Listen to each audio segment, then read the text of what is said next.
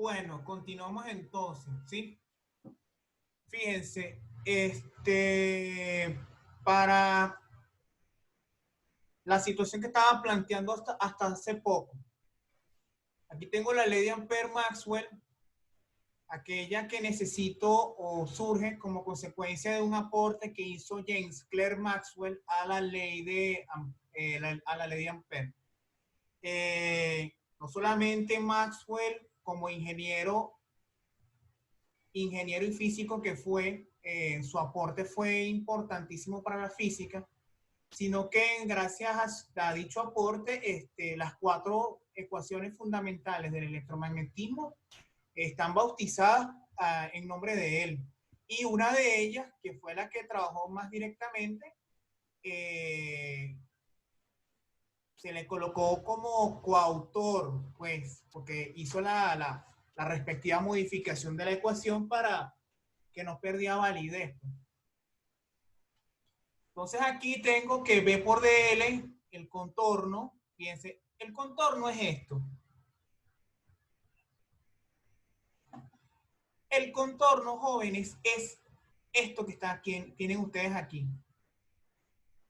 En cambio, la superficie es todo esto que ustedes tienen aquí adentro. ¿Ok? Esto es la superficie. Entonces, ¿qué es lo que puedes ver allí? Bueno, que el contorno es como una frontera. ¿Y qué está encerrando esa frontera? Bueno, esa frontera está encerrando una superficie. Que, si ustedes se dan cuenta, es precisamente la situación en Venezuela. Venezuela tiene una superficie que es un poquito más de 900.000 kilómetros cuadrados, y esa superficie está encerrada por fronteras, un contorno. Tenemos frontera con Brasil, con Colombia, tenemos frontera con Trinidad. Entonces, esas fronteras como tal representan el contorno, ¿sí? Lo que cierra como tal esos 900.000 kilómetros. Bueno, los 900.000 kilómetros cuadrados es la parte continental. Lo que tiene que ver con las islas es un poquito más pequeño, pero se suman a esa superficie continental, pues. ¿Dónde vemos un ejemplo también eso en la vida cotidiana? Bueno, una pelota. Lo que tú agarras con las manos es la superficie y lo que está dentro es el volumen. ¿Qué puede significar eso? ¿Y qué puedes entender eso? Bueno, que aquello con menor superficie encierra a lo de mayor superficie. ¿Qué quiere decir eso? Que la superficie de la pelota, que es 4 pi r cuadrado, está encerrando un volumen de gas que es 4/3 de pi r al cubo. También se pueden dar cuenta que en el caso del área de cualquier figura geométrica, el área, por ejemplo, de un cuadrado o un rectángulo es base por altura. Y el perímetro son la suma de los 4 lados. Bueno, el perímetro encierra el área. Y eso es lo que está ocurriendo aquí. ¿Ok? Bueno, voy a colocarles un video rápido para poder continuar con el ejemplo aplicado, pues. Fíjense que el video que voy a colocar aquí es de YouTube. El video explica exactamente por qué existe o aparece la ley de Ampère-Maxwell. Hay un poquito de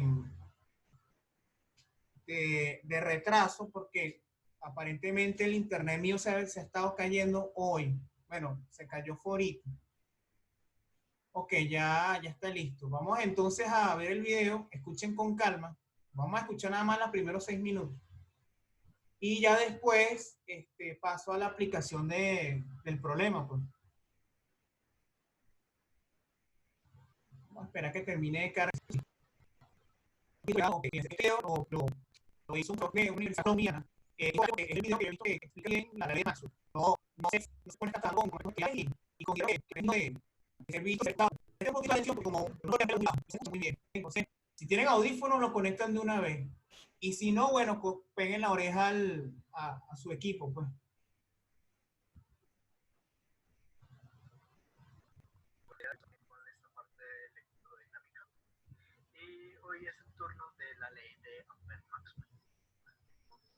ya podremos saber, la ley de Ampere nos dice que la integral cerrada del campo magnético por NL es igual al mu sub 0 por la corriente encerrada. La cuestión es que esta ley se queda corta al encontrar algunos casos. Por ejemplo, vamos a considerar un capacitor de placas paralelas. El capacitor viene con una corriente y lo que sucede es que justo en el medio de las dos placas hay una corriente encerrada, no hay absolutamente nada. Pero aún así, al otro lado encontramos otra corriente. En el medio del capacitor lo que sí encontramos es un campo eléctrico. Entonces, ¿cómo es que podemos hallar una corriente ahí si, por ejemplo, acá adentro, en esta parte, no tenemos ningún tipo de corriente encerrada? Pues bueno, ese planteamiento lo hizo Maxwell y él intuyó que había algo llamado corriente de desplazamiento. Listo.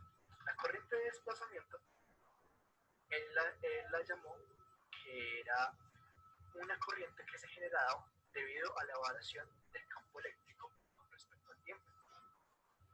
Ahora, teniendo en cuenta que vamos a llamar J de corriente de desplazamiento, entonces JD sería igual a epsilon sub 0 por el cambio del campo eléctrico con respecto al tiempo. Pero de todas maneras podemos despejar esto, donde E, el campo eléctrico, es igual a 1 sobre epsilon sub 0 por esta constante es el flujo eléctrico, que sería igual a 1 sobre epsilon sub 0, sería la carga sobre la área. Ok, ahora vamos a derivar o variar esto con respecto al tiempo. La derivada del campo eléctrico respecto al tiempo es igual a 1 sobre epsilon sub 0 por A por la variación de la carga con respecto al tiempo. Pero esta expresión de acá, la carga con respecto al tiempo, es lo que conocemos como corriente. Así que acá tenemos que 1 sobre epsilon sub 0 por A por la corriente. Es por eso que él lo llamó corriente de desplazamiento. Ahora, esto es uno de los principios que se puede aplicar con respecto a la ley de Maxwell, que acá lo que tenemos es un campo eléctrico que nos está generando una corriente. Pero esta corriente a su vez, ¿qué nos genera? Si nos devolvemos aquí, tenemos que esto nos genera un campo magnético. Entonces, un campo eléctrico que varía en el tiempo nos va a generar a su vez un campo magnético. Entonces vamos a borrar aquí para agregar el aporte de Maxwell a la ley de Ampere. Listo. Ahora, vamos a agregar nuestra corriente de desplazamiento a esta expresión que ya tenemos de la ley de Ampere. Entonces tenemos que la integral cerrada del campo magnético por el dl, bueno, producto de es igual a mu sub 0 por I encerrada más, esto es un más, mu sub 0 por epsilon sub 0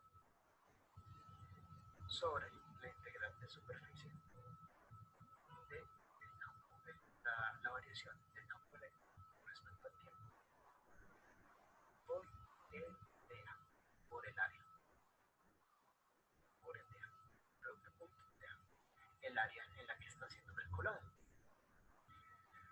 Ahora, esta sería la ley general. En forma diferencial, nosotros lo podemos plantear así. A plus B es igual a mu sub 0 J más, no son más mu sub 0 epsilon sub 0, la variación del campo eléctrico con respecto al tiempo. Esta ley es muchísimo más general que la ley de Ampere como tal. ¿Por qué? Porque por ejemplo, para campos eléctricos constantes, este componente de acá del mundo se nos cancela, nos quedaría esto. Pero para campos eléctricos variables lo podemos tener en cuenta completamente.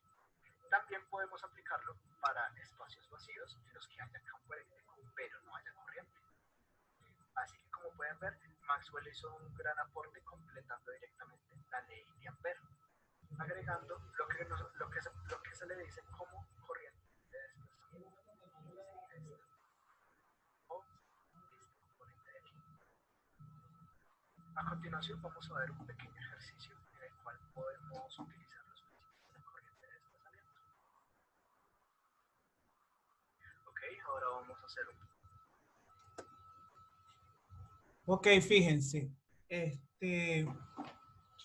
El profesor establece una idea bastante interesante de la ley de Ampère, Maxwell, ¿ok? Voy al pizarrón, bueno, vamos mejor aquí a Paint. Fíjense, para explicar exactamente esa corriente o el movimiento que hay aquí entre las placas del condensador, esta parte de acá no me sirve, no. Entonces Maxwell establece que el término que yo tengo aquí, epsilon 0 d de t, y la integral cerrada de E por ds, que es lo que es el flujo eléctrico, ese flujo eléctrico al cambiar con el tiempo, entonces se genera una corriente de desplazamiento. Y al generarse una corriente de desplazamiento, por tanto se genera un campo magnético. Entonces, ¿qué es lo que había dicho? Campos eléctricos variables con el tiempo te generan un campo magnético. Y campos magnéticos variables con el tiempo te generan campos eléctricos. Eso es simplemente la ley de Ampère y la ley de Faraday. O sea, la ley de Faraday en un caso, la ley de Ampère, Maxwell en el primer caso, y la ley de Faraday en el segundo. ¿Sí? Listo. Entonces vamos a un problema que quiero hacer con ustedes, que no es difícil, pero hay que tener mucho cuidado en el cálculo. ¿Ok? Y el problema es este. Imagínense que yo tengo, o que yo tuviese, una corriente que pasa por un alambre. ¿Ok? Bueno, no, vamos a hacer algo mejor. Yo tengo el dibujo para que podamos ir directamente al cálculo. Fíjense, déjenme abrir entonces el dibujo para que vean cómo es la situación planteada, ¿sí? Entonces, ya les voy a mostrar el dibujo. El dibujo es este que les voy a mostrar ahorita, ¿ok? Era el que tenía... Ok, ajá. Les voy a mostrar el dibujo ahora.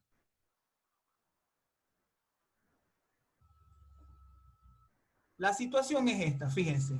Yo tengo aquí un alambre infinito, el cual transporta una corriente que depende del tiempo.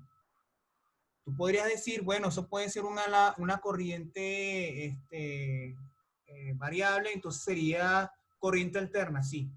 Es un ejemplo. ¿Okay? Ahí no me sirve que sea corriente continua. En el otro ejemplo sí va a ser corriente continua. Bueno, entonces yo quiero determinar primero la fuerza electromotriz, era el epsilon, que se genera a consecuencia de esa corriente variable. Y segundo, voy a determinar también no, disculpen, voy a determinar primero el flujo magnético, y a partir del flujo magnético voy a calcular la fe inducida, pues, usando la ley de Faraday. ¿Sí? Fíjense, yo les he comentado a ustedes que en el caso de un alambre como las líneas de campo eléctrico abrazan a el conductor. ¿Qué significa eso? Que tú vas a tener un campo eléctrico que hace esto. Sal y describe ondas circulares.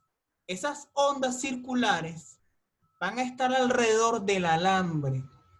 El alambre, como tal, va a estar en el centro y alrededor de él van a estar unas órbitas circulares, en donde va a estar el centro de esas órbitas circulares, precisamente en el alambre, en el centro del alambre. Entonces aquí va a haber también unas ondas circulares, o sea, se generan muchas ondas circulares porque está generando un campo magnético. ¿Ok? Ahora bien, a mí lo que me interesa es calcular tanto la FEN inducida y el flujo magnético a consecuencia de esa corriente que yo tengo acá. Pero, ¿en dónde va a ser eso? Sobre la espira. Entonces, ¿qué significa eso?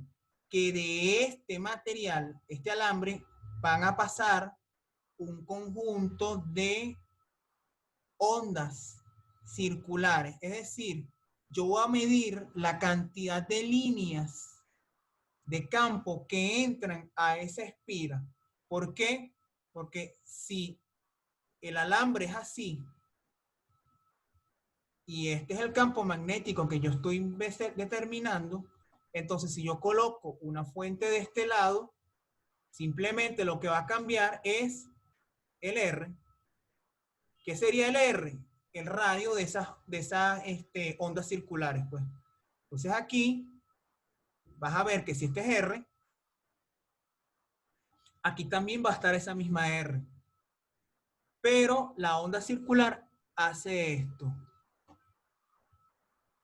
Entra al pizarrón y sale, fíjense. Yo voy a hacer esto, miren. Aquí entra a la espira, traspasa esa onda de campo, esa línea de campo y sigue haciendo su órbita circular. ¿Ok? Pero como no va a ser la única línea de campo magnético que entre a la espira, entonces yo tengo que buscar contabilizar esa cantidad de líneas que atraviesan a esa espira. Es muy parecido al flujo eléctrico. Acuérdense que el flujo eléctrico era las líneas que atravesaban una superficie. ¿Cuáles líneas? Unas líneas de campo eléctrico. ¿Ok? Esto era E, esto era el DS. ¿Sí? Entonces yo medía simplemente las líneas de flujo, las que iban en la misma dirección, porque las que van E por DS y multiplicado por un coseno que no es 0, pero es menor de 90, entonces las líneas que entran a esa superficie son menores. Hay una menor cantidad de líneas. Y habíamos dicho que el máximo de líneas es cuando el campo y el diferencial de superficie son paralelos, porque el coseno de 0 es 1. Aquí también va a pasar lo mismo. Pero en vez de entrar líneas de campo eléctrico, entran líneas de campo magnético. ¿Ok? Entonces, ¿qué va a pasar acá? Fíjense. Voy entonces al pizarrón. Voy al pizarrón y planteo la situación siguiente. Bueno, ya que me estás hablando de las líneas que entran a una superficie y esas líneas son de campo magnético, entonces aquí va a ocurrir lo siguiente. Fíjense que el flujo magnético para el problema que estoy planteando allí es igual a la integral cerrada de B por DS.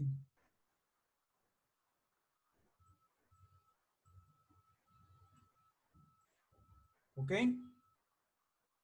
Entonces, ya nosotros vimos que el campo magnético, la forma de un alambre infinito era mu sub 0 por I entre 2πr. Ahora, ¿qué dirección tiene ese campo? Bueno, yo lo voy a fijar en menos K. ¿Por qué en menos K? Por lo siguiente. Voy al dibujo del Paint para que vean exactamente por qué es en menos K. Fíjense, la dirección de la corriente es en J. J positivo. La espira, si se moviera, se va a mover de izquierda a derecha, iría en la dirección I positiva. Y cualquier vector que salga del pizarrón, salga del paint, o salga del plano del papel, o salga de la pantalla, es en la dirección K positiva. Y dense cuenta que las líneas salen del alambre y entran al mismo. Como están entrando a la espira, por tanto, entonces el campo magnético no es en K, es en menos K. ¿Por qué? Porque el campo magnético está entrando. ¿Ok? Y eso significa que el campo magnético está entrando al papel, está entrando al plano del alacto, de la computadora, ¿ok? Y también va a significar que el diferencial de superficie no va a apuntar hacia nosotros, va a apuntar también hacia adentro. Entonces el DS también va en la dirección menos K. Dicho eso,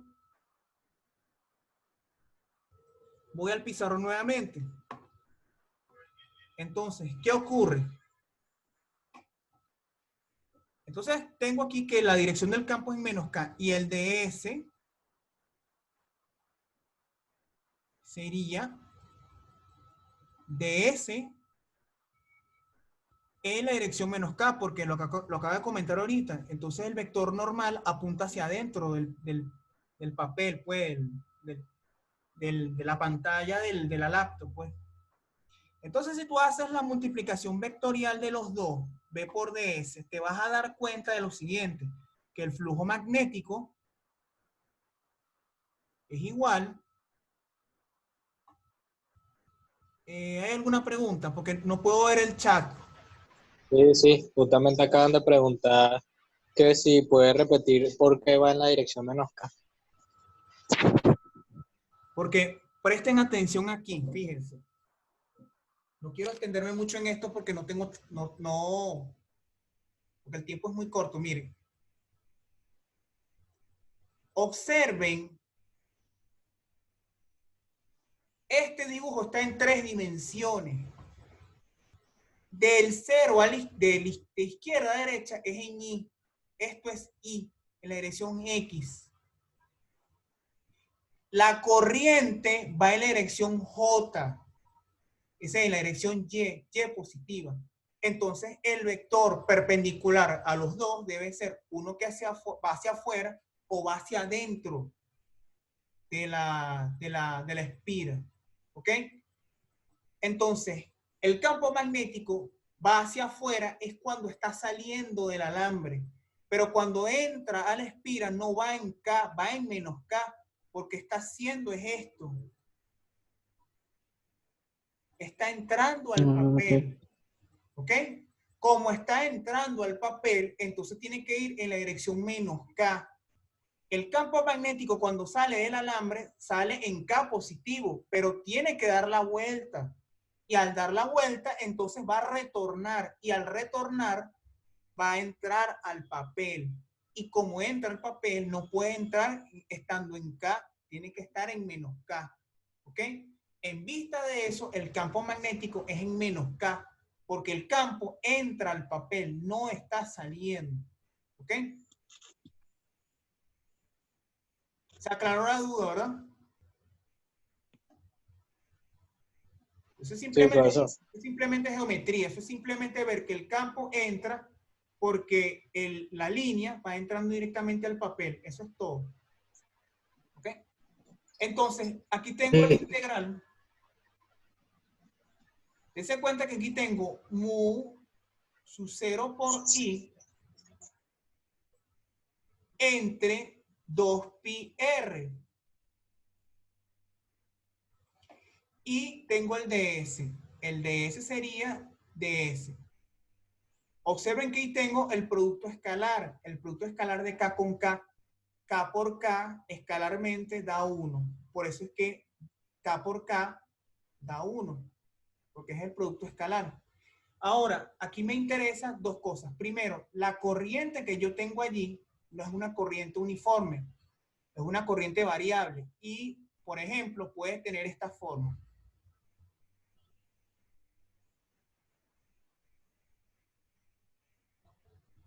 ¿Ok?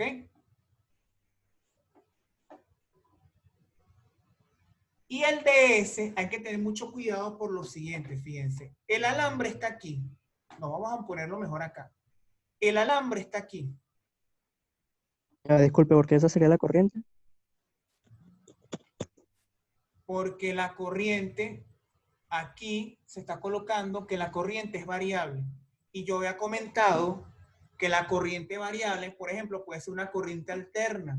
Y yo le coloqué esa expresión. Y en función del tiempo es igual a I sub 0 coseno de omega t. Puede ser seno de omega t. Puede ser una función polinómica, pero una función polinómica derivada con el tiempo no tiene la misma importancia que una función seno a coseno, que es la que ustedes trabajan en los laboratorios.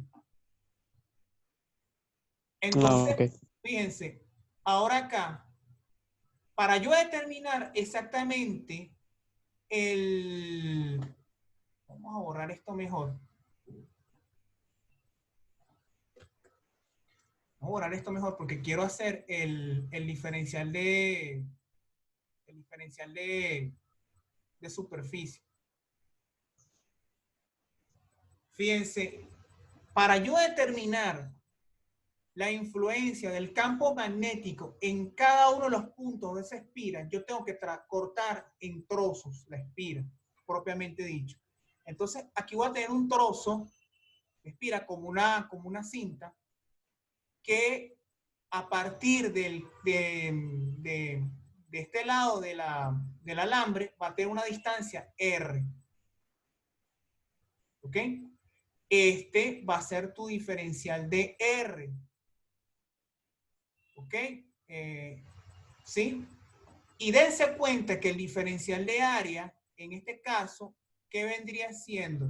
C, que es la altura, por el diferencial de R.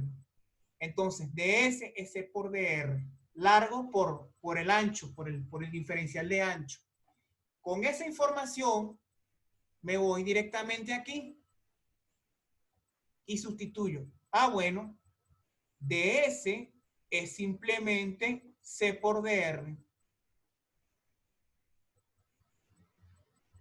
Entonces esa expresión la tengo acá, fíjense, el flujo magnético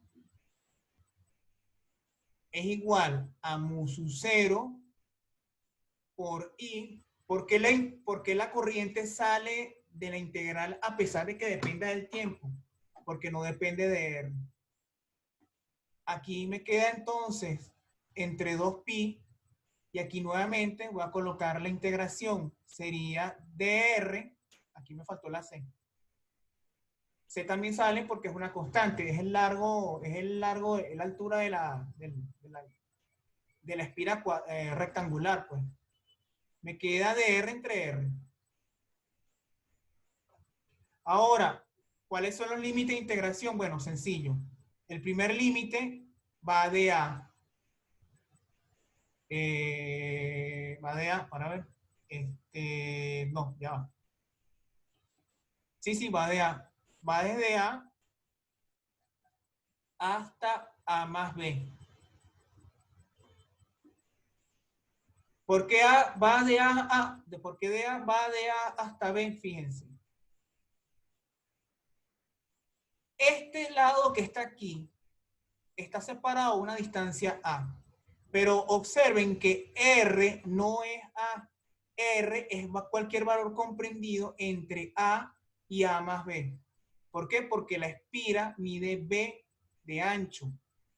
Pero el borde izquierdo no está en el origen. El borde izquierdo está separado a una distancia A. Entonces, el primer límite, el límite inferior sería desde A, porque es desde aquí, hasta A más B. ¿Ok? Ok. Entonces acá, los límites serían desde A hasta A más B. La integral de esto es el logaritmo neperiano. Entonces, el flujo magnético, yo voy a ir colocando esto rápido porque ya esto lo sabemos. Mu sub 0 por I por C entre 2πr. Y aquí voy a colocar la función logaritmo evaluado entre a y a más b y uso la propiedad de los logaritmos de la resta. Entonces, aquí me quedaría logaritmo neperiano de a más b menos logaritmo de a, pero logaritmo de a menos logaritmo de b, entonces sería logaritmo en una resta, que sería logaritmo en una división. Entonces, me queda esto. Ahí estoy usando propiedades de los logaritmos, ¿ok? Entonces, esta expresión que ustedes tienen acá,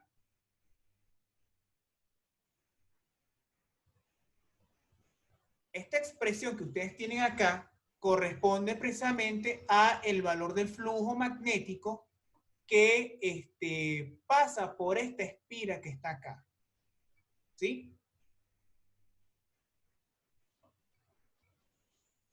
Entonces aquí tengo la primera parte del problema, el flujo magnético. La otra parte del problema es simplemente esta, la derivada con respecto al tiempo del flujo magnético.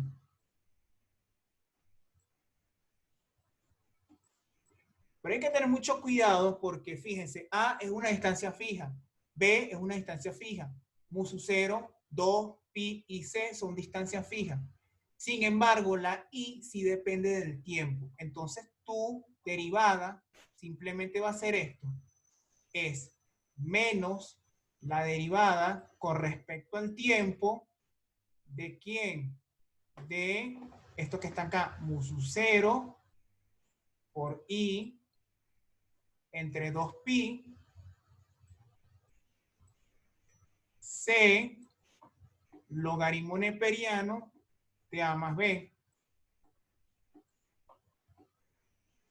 entre a.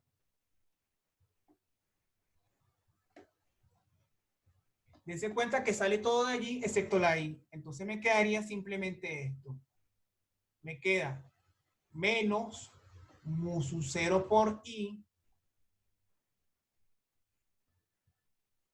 Mu sub 0, i no sale, disculpen. Esto lo voy a borrar.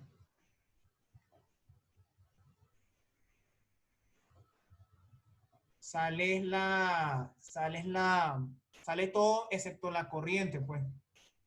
Entonces, aquí sería mu sub 0 por c entre 2pi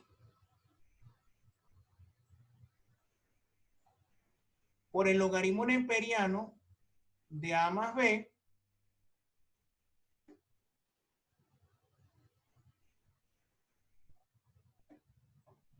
por la derivada con respecto al tiempo de la corriente.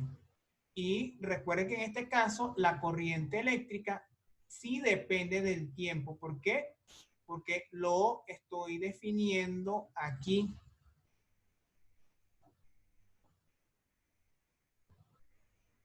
En eso que estoy colocando allí de I sub 0 igual a coseno, bueno, eso que tienen allí es precisamente la intensidad de corriente. Entonces, esto que está acá es sencillamente lo que les comenté ahorita. Esto es una corriente alterna, una corriente sinusoidal.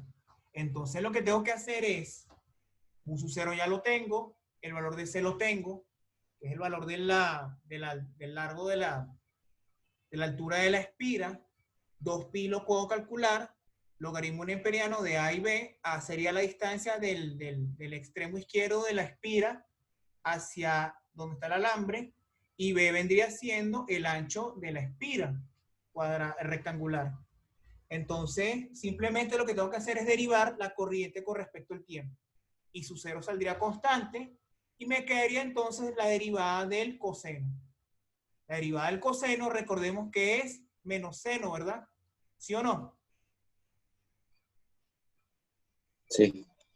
Sí. Entonces, es todo eso que está allí. Me quedaría mu sub 0 por c entre 2pi por I sub 0 por la derivada interna de omega t, que sería omega, multiplicado por el seno de omega t.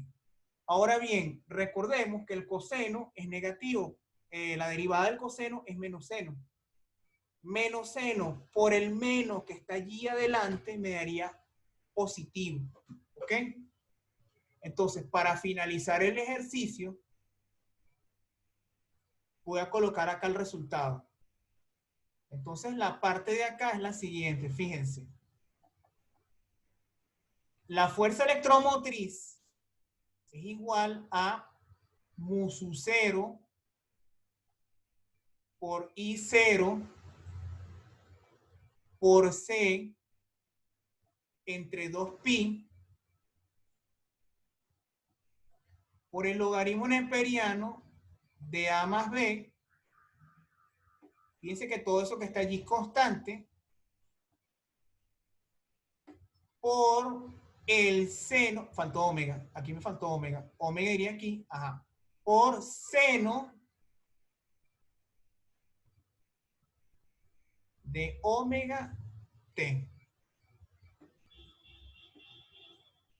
¿Requiere un valor numérico? Bueno, me tendría que dar el tiempo, la frecuencia, por ejemplo, omega, recordemos que omega es igual a 2pi por f. ¿Ok? Entonces, si a mí me dan, por ejemplo, 10.000 Hz, que es lo que ustedes pueden de alguna forma montar en el laboratorio de física, entonces al multiplicarlo por 2pi te daría omega. Y el tiempo te lo tienen que dar, qué sé yo, 1 segundo, 2 segundos, 3 segundos. El valor de A te lo tienen que dar, el valor de B también, que es el de las dimensiones de la espira, igual que el de C. A vendría siendo la separación del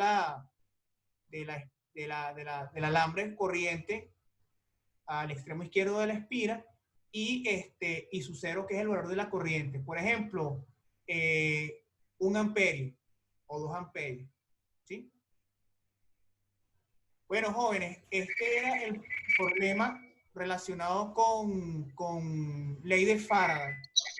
En la clase de mañana vamos a trabajar ley de Ampère-Maxwell. ¿Ok? Déjenme dejar de compartir. Entonces, el día de mañana continuamos con la clase con ley de Ampère-Maxwell. Y si nos da tiempo, trabajamos con Octave. Si no, lo haríamos el día jueves. ¿Ok? Ok. Ok, está bien. Entonces nos veríamos el día de mañana a las 10:15. Vamos a poner a las 10:15, ¿ok? Y empezamos con el tópico nuevo.